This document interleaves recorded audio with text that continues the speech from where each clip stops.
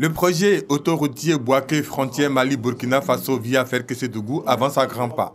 Sur un total de 3 études, 2 portant sur les études préliminaires et des recherches, ainsi que sur les aspects techniques d'avant-projet sommaire, ont été présentés lors de cette séance de restitution. 3 tracés ont été retenus pour la réalisation de ce projet. Il s'agit des tronçons Bouaké-Ferké, 250 km, Ferké-Burkina Faso, 80 km, et enfin Ferké-Mali, 100 km, soit un linéaire total de 430 km. L'étape d'aujourd'hui, c'est pour arrêter un tracé. Donc, le bureau d'études a fait plusieurs variantes.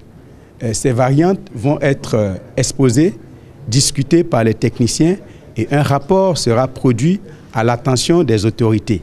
La troisième et dernière phase de cette étude portera sur l'avant-projet détaillé qui déterminera le tracé définitif de l'autoroute. Cette étape sera suivie de la préparation des dossiers d'appel d'offres. Ces études, d'un coût de plus de 1 milliard de francs CFA, sont conduites par un cabinet tunisien. Nous avons recommandé un tracé ou un couloir sur lequel on doit mener les études d'APS et la Géroute nous a confirmé son choix sur lequel nous avons fait les études d'APS que nous venons de présenter aujourd'hui. Nous finançons le tronçon Oualangoulou-Dougou, frontière Côte d'Ivoire, étant donné que le Mali a réalisé les études du tronçon Sikasso vers la frontière Côte d'Ivoire.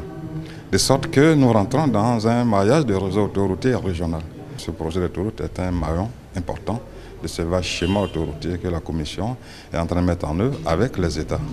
Dans le cadre du financement de cette étude, qui s'inscrit dans la politique d'intégration et de mobilité sous-régionale, la Commission de l'UEMOA a investi plus de 10 milliards de francs CFA pour les 3 pays concernés par le projet, la Côte d'Ivoire, le Mali et le Burkina Faso.